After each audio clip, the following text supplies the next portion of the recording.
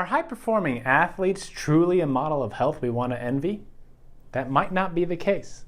Today, I'm going to talk about exactly that. Hi, I'm Brian. You might know me as Performance Neuro. I have been in the prometabolic world for about 10 years, and today I'm going to share with you some key prometabolic tips for training safely and in a healthy manner for your metabolism. So first off, high-performing athletes. We think of professional athletes as being the pinnacle of body health and care. We think of them as they've taken care of themselves for so long and in such a high level that they must be healthy. That's why they perform at the level they do. But that may not actually be the case. In fact, they might actually be less healthy than you or I think. So one of the things that I want to always convey when talking about high level of athletic performance. High level athletes, first and foremost, are high level athletes because they're made to be high level athletes. Just because you work really hard in your sport doesn't guarantee that you're actually ever going to get to a super high level of performance. The statistical chance of becoming a high performer in the NFL or in any sort of professional context for a specific sport is surprisingly low. We're talking percentage points of a percent, decimal points of a percent, 0.1, 0.2% chance of getting in the NFL. So to get to that level of performance where you're actually there, not only is it statistically improbable, the people that tend to succeed in spite of their training.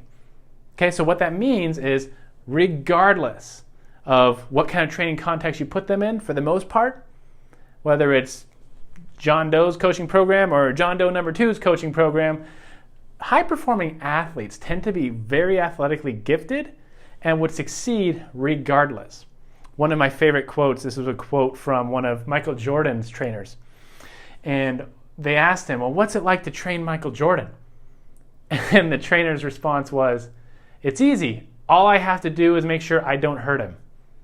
And what he basically meant by that was that Michael Jordan is going to be successful regardless of what the trainer does. The trainer really just has to get out of his way because Michael Jordan is going to be Michael Jordan regardless of who's training him.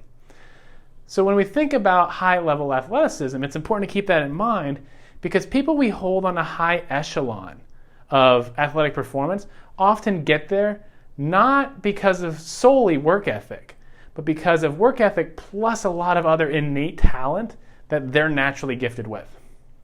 So that said, when you're working towards those goals, it's often easy to fall into the trap of thinking that harder and harder work is going to get you there, and that harder and harder work is going to equal health.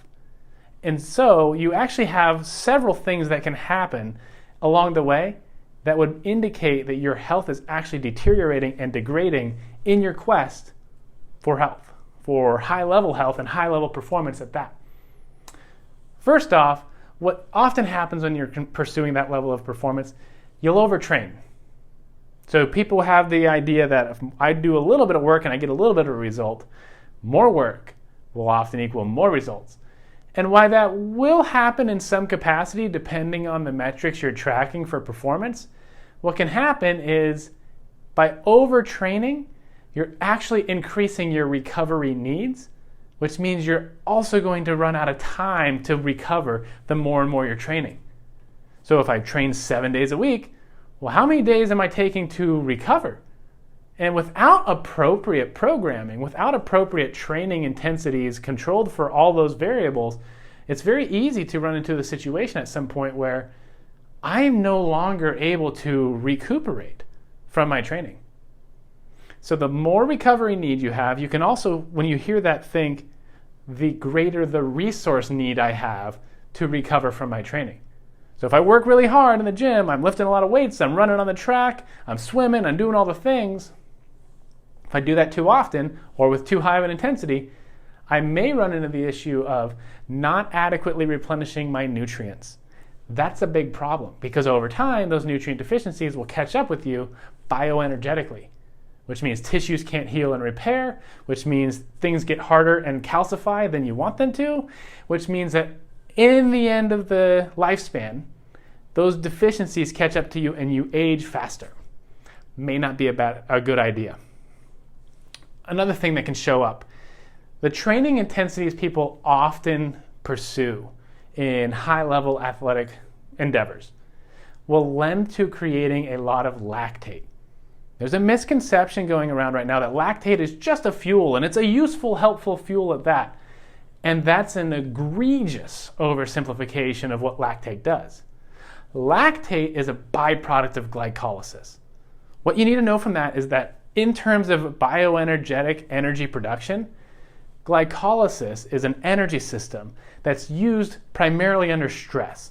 Short-term activity, yes, but when it's turned on long-term, the stress response gets you better at using glycolysis, gets you better at using that energy system. And a byproduct of that energy system, aside from energy, aside from ATP, is lactate. Lactate, or lactic acid, can interfere with cellular respiration and mitochondrial health. So on the long term, the pursuit of energy production right now in my sport costs me the ability to have healthy, well-functioning mitochondria over the lifespan. That's not a good energetic state to be in when you're 60, 70, 80, 90 years old, because now at the point in your life when your metabolism is supposedly slower, you're actually making less energy because your mitochondria are less healthy, because you basically robbed Paul here to pay Peter later. And that's not a good place to be metabolically. So overtraining is an issue, and relying on glycolytic energy systems from an overtraining perspective and training at a high intensity, that's an issue. It also is the pathway that tends to be activated under cancer. It's known as the Warburg effect. And Otto von Warburg found that this energy system, the glycolytic energy system, in the presence of oxygen, when that's stimulated for too long, for too often, and doesn't shut off, you open the door to cancer. And that's a problem. That's a problem that may not want to be encroached upon. Does that mean that if you work out, you're going to get cancer? No, I'm not saying that at all. What I am saying is if you're not careful about the type of training you do, and the intensities that you're at, and the stress of your modern world, and the stress of your everyday life, you may find yourself in a situation where metabolically you're getting closer and closer to a state you may not want to be in. Okay? So from there, the other thing that we want to look at in terms of measuring the health of a high-level athlete, this is a common misconception as well. Low resting heart rate, which oftentimes will coincide with low body temperature. So you have this notion that, oh, a low heart rate, that must be really good, a really good indicator of cardiovascular health. The problem is that when you have a low resting heart rate, as an athlete, that's usually an adaptation that your body undergoes because the metabolic cost of keeping your heart rate high is actually too hard to keep up with. So your body adapts to the training demands, the resource demands of your training, by suppressing certain functions. One of those functions being heart rate. And so as I suppress my metabolism because I don't have the energetic capacity to keep up with the demands of my sport and my life and all these other factors, as my heart rate decreases, so too does body temperature. When we're thinking in the pro-metabolic world about measuring metrics of health, we're looking often at pulse and temperature. If my pulse, my heart rate drops, if my temperature drops, those are signs not of a healthy metabolism, but of a metabolism that is getting far away from being youthful. So on the youthful end of the spectrum, you have a high resting heart rate, a high body temperature. That is a metabolism that is resilient and robust and can come back from injuries very quickly. And on the other end of that, you have low heart rate, low temperature. If we think of it as a continuum, I have young, youthful metabolism. The further I get from that, now I'm getting into old, aged, haggard metabolism. We don't want to be there. We definitely don't want to be there longer than we should. And the more time we spend there, it's a pretty good indicator that you're actually aging yourself faster than you want to. That's the opposite of health. Those are adaptations to high-level athleticism. So let's say then that we don't want to be a high-level athlete. We just want to be healthy. How do we be healthy and still exercise? This is a common question in the pro-metabolic world that I want to help address today. It's a big topic, but I'm going to give you some key points that I think are going to help clarify things for you. Number one, train with recovery in mind. So what I mean by that is when you're training, when you're exercising, don't just think about what you're going to do in the gym. Think about what you're going to do to help you recover. Are you going to go home and take a Epsom salt bath? Are you going to sit under your red light for a while? Are you going to do some breath work? Are you going to try and emphasize sleep? Are you going to make sure that nutritionally you're supporting your training adequately? If you look at it solely from the standpoint of, well, I eat these foods and then I do the exercise, I'm following this exercise program because somebody told me it was great, but they don't actually mesh, what ends up happening is you're starting to piecemeal your health and well-being, and you're not actually intuiting or feeling through your body what the appropriate response is. So when you're recovering from your training, you should feel rested and refreshed the next day. You shouldn't be too sore. It shouldn't be too hard to move well. If you're stiff and rigid and you're walking like Frankenstein the next day, that's too much effort. Because if it starts to impact the quality of life you have outside the training world, well then now your training goal is no longer a health goal. I'm not telling you you can't train. I'm not telling you can't have those high-level athletic goals. What I am telling you is that trading performance for health, that's a trade-off you're going to have to make at some point if you push the athleticism too high. So what I want you to think about is that your health and your performance, if your goal isn't to compete in a sport, health should be your focus. You should always have that in mind. Train with recovery in mind. That's an easy way to not overdo it. Okay? Second thing you can do. Focus on your nervous system. Okay? When you think about training adaptations, whether it's strength work, whether it's endurance work, when you look at the research on how these things actually change the body, you follow that research far enough, the actual adaptations that you're creating happen on a neurological level. Okay? Contraction of a muscle. If I want to bench press more, if I want to do more striking, kicking, running fast, whatever, the output I create is neurological in origin. It comes from the brain, travels through the spinal cord, travels out through the peripheral nerves to the muscles that I'm trying to actually use. When that happens, that creates the performance I'm aiming for. So when we're thinking in terms of athleticism, if my goal is to improve the nervous system, I don't need to just go train the muscle. I don't need to just go train the body. I can actually do things that improve the overall health and functionality of my nervous system. And when you have that understanding, a whole world of options opens up. You no longer have to restrict yourself just to hard, grueling exercise. You can now do things like breath work, vision work, vestibular work. You can do things for all sorts of different aspects of what your brain and nervous system can do.